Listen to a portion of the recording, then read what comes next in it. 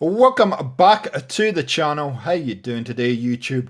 And in today's video, we're actually going to do a little bit of a special presentation for you guys. I'm going to show you how I put a episode of Little Nightmares together, how we put videos together for YouTube. Hope you're going to enjoy it, guys. Let's do it.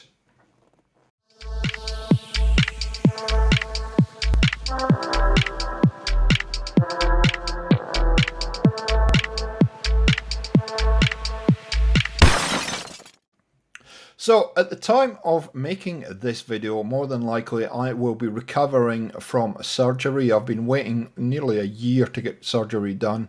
So I thought ahead of time I might put some special videos out while I'm recovering, because I won't be able to do too much. I'm not sure exactly what I'll be able to do. So I wanted to get a number of videos finished and done. So today I thought would be interesting just to give you a look behind the scenes at G4XP and show you how I put my videos together. Now, I do have quite a strange workflow. I use a number of different software packages to do this. I will, wherever possible, try and give you alternatives for Windows users. I do use Mac, and a majority of the programs I'm going to talk about today are Mac specific, although where they're not, I'll highlight them, and if I know about an alternative program, I will also mention those. Everything will be down below in the description for you. So to do one video, essentially what I do is I use about 5 different programs to put one video together. Now, we'll go through them one at a time. Essentially, some of them are free, some of them are not, and I'll explain which ones are. So let's start at the beginning. We need to capture some gameplay from Xbox into the PC. I have a Elgato HD60 capture card, and along with that comes free software from Elgato called Elgato Capture Card HD or something like that. So essentially, I use the Elgato proprietary software. You could essentially use something like OBS broadcasting software, which is free to capture your desktop, at least if you're playing PC games. Also, with Xbox and the PlayStation, you can use their proprietary technology, although the clips are only kind of 5 to 15 minutes long, depending on the quality to capture footage. My recommendation is spend the money and get an Elgato capture card, but I know a lot of you can't afford that. So there are some alternatives. I generally, if I'm doing audio, Elgato will allow you to capture your audio separately on a separate file. I use a program called Audio Hijack. It just gives me much a better sound quality. For Windows users, Audacity is a standard for a lot of YouTubers. Got a lot of flexibility if you want to use that software. And then I do my initial editing in iMovie, and I guess Windows Movie Maker would be the alternative there. I do the initial editing in iMovie, and then I switch over to DaVinci Resolve, and I've only just started using that program in the last 12 months or so, so I'm learning how to use that. And that I use DaVinci Resolve for all the fancy stuff. And I'll explain as we go through this video why I use 2 different editing programs. And then finally, I use Logitech's Logi Capture to do all these kind of vlog type captures on camera, where you see this thing here. So it is quite involved. There's a lot of different elements to just putting things together. And just so you're not confused, we're going to take you through step by step on how this all works. So we're not going to spend too much time. This is obviously the Elgato interface. This is what I use. There's not much to it. You got the game audio, you got live commentary that you can do. Like I say, I don't use live commentary, and you name your files. So Elgato is the first port of call when I am recording. If I'm doing a live com, I use this audio hijack and I love it. There's so much you can do with this program, and essentially you drop any of these elements in and you can build your own kind of what they call sessions, or how your audio sounds. You got 10 band equalizer, volume, you know, it just gives you so much flexibility on what you can do. You got meters there that work. It's just a great little program. And the sound quality coming out is just much better than using standard stuff off of, say, Elgato or iMovie or whatever. So that's what I use. So here we are in iMovie, and generally what I do is I duplicate the last project. So you can see Night 2 is you know, Little Nightmares, a previous episode. I've duplicated the project, give it a rename, and this is just for speed. I've got a number of those elements set up already that I want to keep. So essentially what I then do is I will delete everything else I don't need in the project, which is generally the majority of stuff. But it just means that the project settings are all saved. I don't have to worry about that too much, and I'll get rid of the files that I'm not going to use in this episode, and we're ready to go with the new project. So next thing I'll do is I'll bring in all the files that we're going to need into the timeline.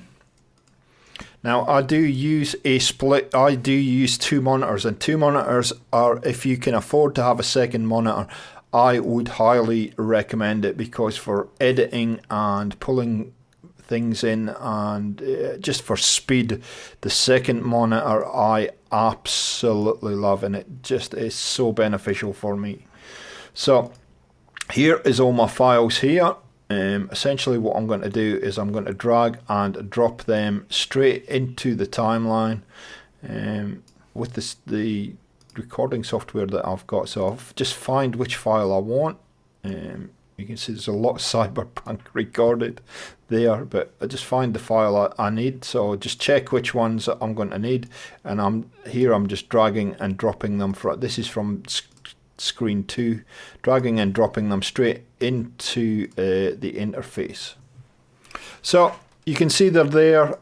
I have this slider here that I can make them bigger or smaller, and that's what I like about iMovie. iMovie is such a simple program, but I just love it because the view's good. It allows you to get things done quickly, and it's just fantastic. So what I will do here is I need to go through and just set the audio levels, look at the files, get the transitions sorted out, all that. There's lots and lots to do in here in the initial stage of rendering. So the next thing I'm going to do is I'm going to go and grab all the audio files from the Finder, and I have got them labeled. You see there, 1, 2, 3.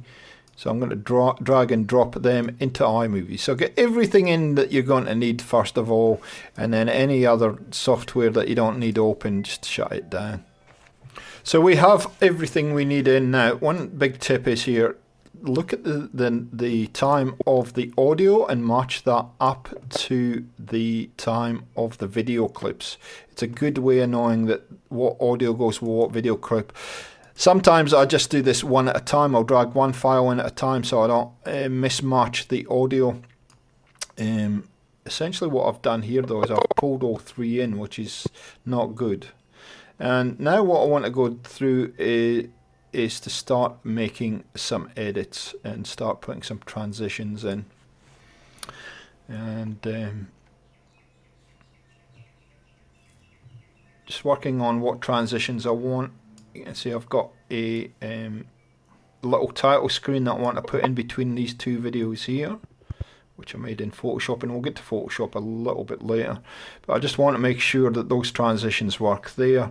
And essentially what I'm now going to do is I'm going to start working my way through the video just doing some tracking. What I've realized is I haven't got the right audio in there, and there's some redundant audio that shouldn't be there, so I'm going to delete that out so I don't get confused. So here we go, we've got the right audio now. I want to pull the audio levels up until I see that yellow, and then we'll lift it up here. So my suggestion is that you take your time in doing this. Make sure that this all lines up, guys, because it's if it's out of sync, there's nothing worse. You go through the whole process and then you realise that the audio is out of sync and you have to go back and make the adjustments and re-render and stuff. So take your time at this stage.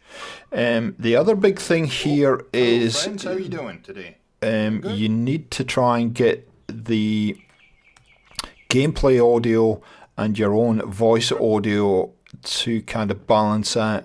That's why I like iMovie so much, because I've got the flexibility of balancing both those audios out very simply, and I can see, and I'll show you in a minute, I can see the percentage that I have on each of those channels. But here what I'm essentially doing is just make sure that this lines up, this audio lines up, and now what I'm doing is I'm doing a bit of a edit to get rid of that transition in the video. Now what we essentially did is we've moved to a different area, and it was end of a chapter, so there was quite a big transition that I need to get rid of.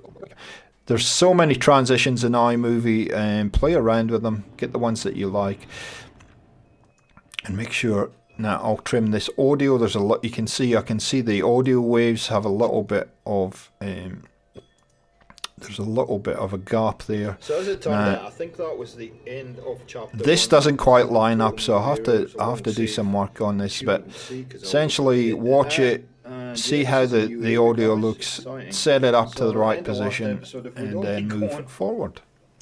Once you've got everything in place, just do a final check on all the audio levels. Make sure the gameplay audio levels are all the same. The voiceover audio levels are all the same. Now, I know from experience what my audio level should be, and I know from experience what my gameplay level should be within Little Nightmares. You can see I'm trying to push this up, and I'm like, why is that not going up? There's another file in the way, so push that up. And okay, so audio levels, gameplay levels are there.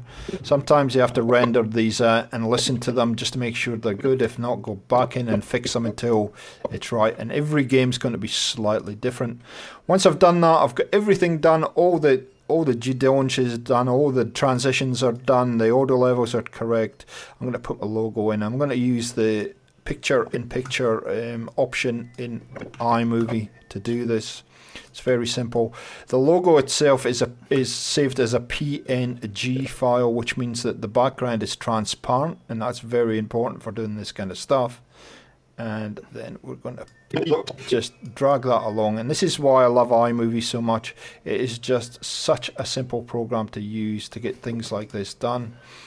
And once I get the logo resized and in the position I like, this is pretty much all I'll do for step one. All the major editing is done, all the transitions are done. Just want to make sure that that logo isn't sitting anywhere where it's blocking the interface. Although with Little Nightmares the interface is pretty clean, so there's not too much to block. Other games might be different. And then we're good. We'll start. The next thing to do is then work on the intro for the video. So just quickly, I wanted to show you the setup that I use. It's not super sophisticated for capturing kind of the vlog headshots. You can see I've got a video light, I've got a C922 Logitech webcam, and then I just use, there's my microphone there, and I just use Logitech capture software right there. And that's how I do my my kind of headshot videos.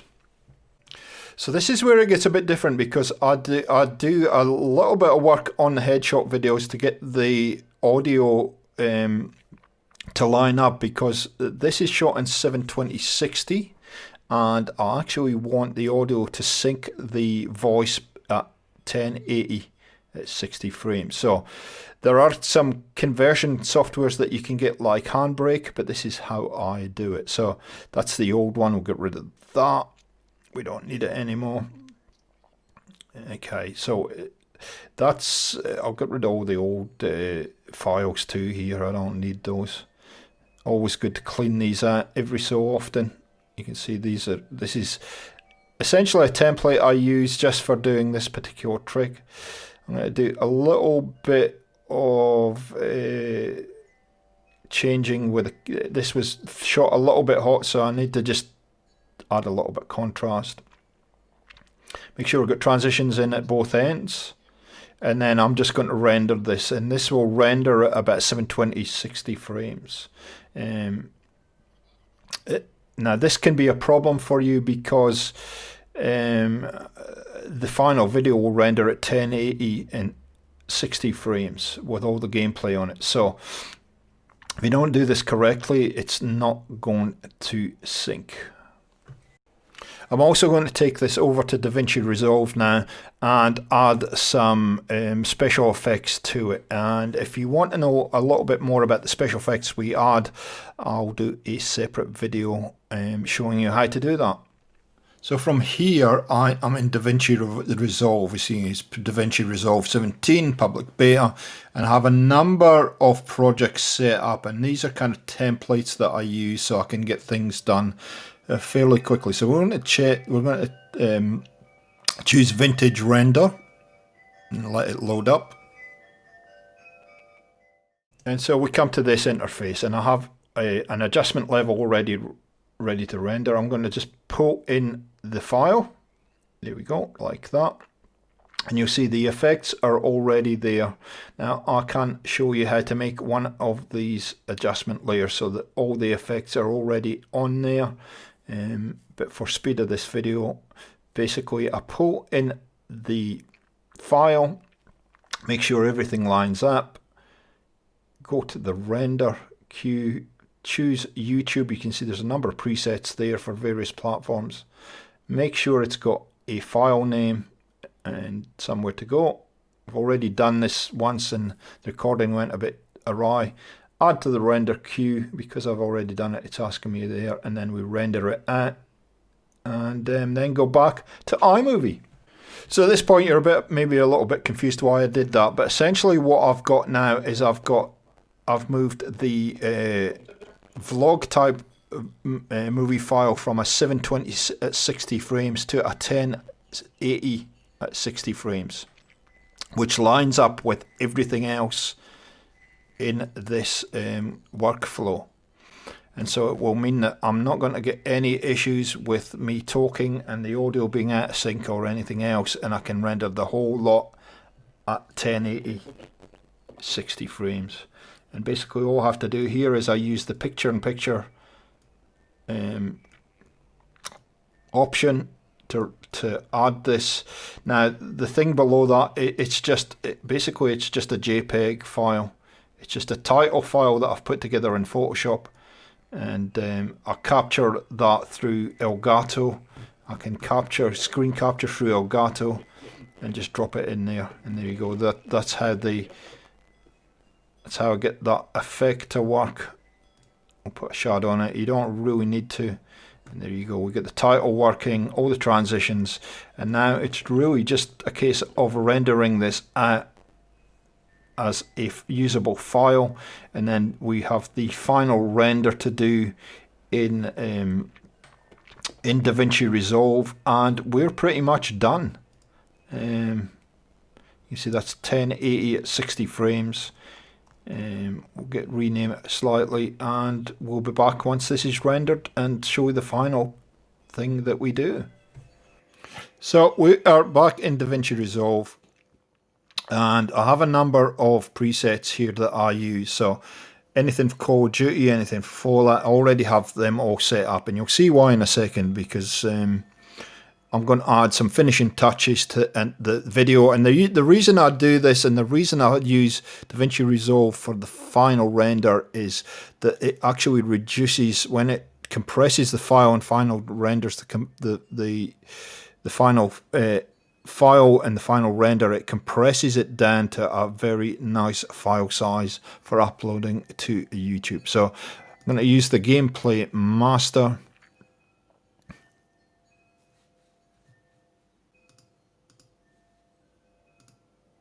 Here we are in Gameplay Master. You can see this is the last episode of Little Nightmares.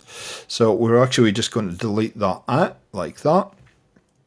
We're going to go across to my Finder and I'm going to find the file I need and drag it in from the other screen. So it was that one there. So we'll pull it in like that. Okay. And basically, I use a couple of these little menus to do this. So what I tend to do first is I go to Cut. Now Cut will give you an overview of the whole file very quickly. And it's actually designed for video editors to get editing done very, very quickly. So this is essentially the subscriber overlay that I use. So you can obviously pull this down or zoom the timeline in. So I know that that's the subscriber bell. I can't quite, the file's not quite big enough. Okay, so the reason I do that is to make sure that this is in the right place to start with, like that. And now I can reposition this if I like up into wherever I deem fit. I tend to like to have the subscribe button in the same place every time, but it's not always possible. And then if I go back to Cut, I can actually very quickly scroll back to this point and just see where this particular subscription button is. Now you also see the one good thing about DaVinci Resolve is it has more areas on the timeline to play with. So I think it gives you 5 audio buckets and 5 kind of video and transition buckets. And this is why I do all the fancy stuff. If I have a number of overlays, picture in picture, for instance, that I need to do, you can see essentially these are kind of a picture in picture scenario that I can overlay them on top of each other. Now this program is absolutely free. It's free to use. So it is in a beta. It is in a beta state at the moment with 17, but you can use previous versions like 16 that are full versions. So now what I want to do is I want to line up this logo with this transition. Now essentially you could do this all in DaVinci Resolve, and there's no reason why you couldn't.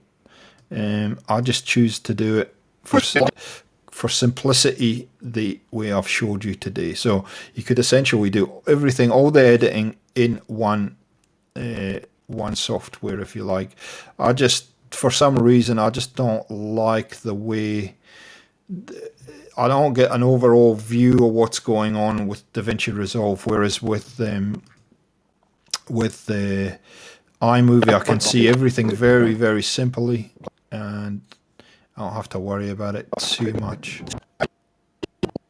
I am playing around with the Cut facility in a tab a lot lately to see if I can actually stop using iMovie and just use this exclusively. So this is essentially ready to go. I'm going to save it so it's ready to go. I may just have a good look at some of this. If you want to kind of change it and it's not sharp enough for you, come over to the color tab here. And you can start playing around with a number of things in these tabs here. You know, if you wanted it a little bit more saturated, for instance, you can play around with that. You can play around with the mid-tones, highlights, contrast, all kinds of stuff in here. Very, very easily. So for instance, with the shadows, I could pull the shadows down a little bit and you see that's just sharpened it a lot. So generally I might give it a little bit of a boost. The more you do with this, it will extend the render times a little bit. So then when I'm happy, like I said, I save it at, go to the Deliver tab, make sure you're checked on YouTube, give it a name,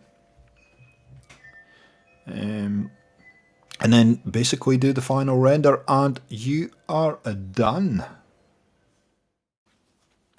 So there you go, guys. That's pretty much it. The only last thing to do is build your thumbnail and upload your video to YouTube. Now, if you would like me to do any more detailed videos on anything you've seen in this particular video, let me know in the comments down below. If you'd like me to do a separate video on how to build thumbnails, I use Photoshop, but obviously you can use various programs. I'm also happy to do that. Let me know in the comments. Hope it's been useful. It's a wee bit of an insight into the behind the scenes, always a bit of fun. And thank you for joining us on the channel. Thanks for the support as ever. If you like this kind of stuff, let me know, and we will catch you next time on G4XP. See ya!